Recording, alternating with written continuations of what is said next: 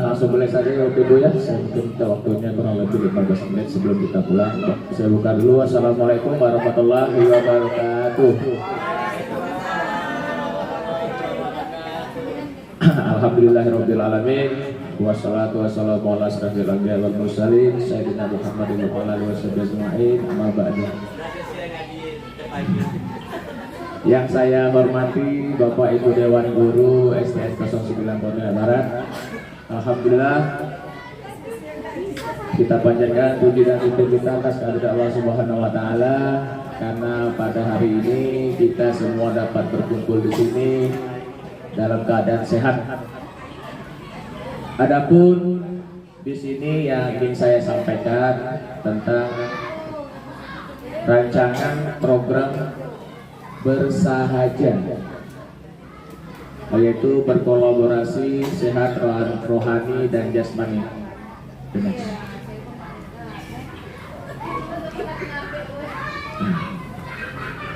The next. Oke, baik. Yang pertama, latar belakang. Dalam era digital yang semakin pesat, minat peserta didik terhadap aktivitas fisik dan olahraga cenderung menurun. Gaya hidup yang sedentary atau tanpa aktivitas fisik di luar waktu tidur, seperti sering bermain gadget, serta kurangnya aktivitas fisik dan bahkan mengkonsumsi berbagai jenis makanan siap saji dapat berdampak negatif pada kesehatan peserta didik, termasuk obesitas, kurangnya konsentrasi dan penurunan kinerja akademik. Selain itu, kurangnya keterampilan sosial dan kerjasama tim juga menjadi tantangan dalam perkembangan peserta didik secara holistik. Program komunitas belajar hadir sebagai solusi untuk mengatasi masalah tersebut dengan fokus pada perkembangan fisik, sosial, dan kognitif peserta didik. Program ini diharapkan dapat memberikan kontribusi positif bagi perkembangan peserta didik secara menyeluruh. Melalui kegiatan yang terstruktur dan menyenangkan, peserta didik dapat meningkatkan kebugaran fisik, kesehatan, dan kesejahteraan. Selain itu, program ini juga dapat memfasilitasi pengembangan keterampilan sosial, kerjasama tim, dan kepemimpinan peserta didik. Next slide. Adapun visi dan misi di sini yaitu yang pertama, visi menjadikan generasi muda yang aktif, sehat, dan berkarakter melalui kolaborasi aktif dalam meningkatkan kualitas hidup dan prestasi akademik. Sedangkan misi di sini ada 5. Yang pertama, meningkatkan kesadaran peserta didik akan pentingnya aktivitas fisik dan pola hidup sehat. Yang kedua, membudayakan aktivitas fisik sebagai bagian integral dari kehidupan sehari-hari peserta didik. Yang ketiga, memfasilitasi pengembangan keterampilan sosial, kerjasama tim, dan kepemimpinan melalui kegiatan bersama. Yang keempat, meningkatkan prestasi akademik peserta didik melalui peningkatan kesehatan fisik dan mental. Dan yang terakhir yaitu membangun komunitas belajar yang positif dan mendukung, di mana peserta didik dapat saling belajar dan tumbuh bersama. Tujuan program bersahaja di sekolah yaitu menerapkan pembelajaran berbasis proyek dengan model pendidikan kebugaran jasmani untuk membiasakan peserta didik dengan gaya hidup sehat dan memberikan pengetahuan tentang pentingnya menjaga kesehatan. Yang pertama, membiasakan peserta didik wajib membawa air putih dari rumah dengan menggunakan botol minum berbahan yang baik dengan melakukan gerakan MET. Yang kedua, membiasakan peserta didik untuk sarapan sebelum beraktivitas serta melengkapi kebutuhan berbagai nutrisi dengan melakukan gerakan SASEGI. Yang ketiga, peningkatan pemahaman pengelola kantin tentang gizi seimbang dan pemantauan atau jenis makanan dan minuman yang boleh dan tidak boleh dijual yang tersedia di kantin dengan gerakan pekasam. Bekasam bukan makanan ya Bapak Ibu. Yang keempat, meningkatkan kualitas kesehatan fisik seluruh warga satuan pendidik dengan gerakan cyber.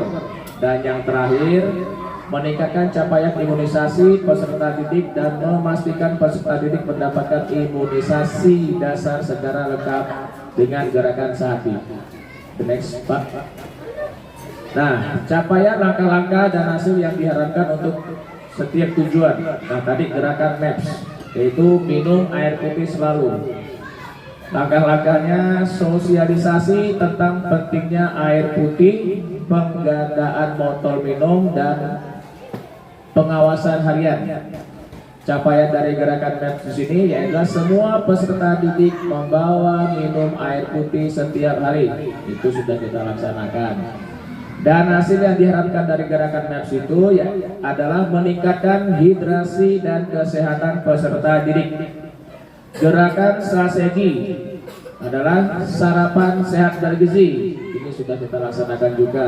Langkah-langkah yang pertama adalah kampanye sarapan sehat, penyediaan menu sarapan sehat, evaluasi gizi sarapan. Capaian dari gerakan strategi yaitu peserta didik rutin sarapan dengan menu bergizi. Dan hasil yang diharapkan dari gerakan strategi ini adalah meningkatkan energi dan konsentrasi peserta didik selama aktivitas belajar. Gerakan cyber atau senam asik bersama. Langkah-langkahnya pengadaan sesi senam rutin, pelatihan instruksi senam, promosi senam di sekolah. Capaian dari gerakan cyber di sini adalah seluruh warga sekolah berpartisipasi dalam senam rutin, dan hasil yang diharapkan dari gerakan cyber di sini adalah meningkatkan kesehatan fisik dan kebugaran seluruh warga sekolah. Yang keempat, gerakan Bekasam, pembinaan kantin sehat dan aman. Langkah-langkahnya yaitu pembinaan bagi pengelola kantin, inspeksi kantin, pembinaan label makanan sehat. Capaian yang diharapkan dari gerakan Bekasam di sini adalah kantin sekolah menyediakan makanan dan minuman sehat. Dan hasil yang diharapkan dari gerakan Bekasam di sini adalah meningkatkan asupan gizi yang seimbang bagi peserta didik. The next part. Dan yang terakhir itu gerakan sehati, sehat imunisasi.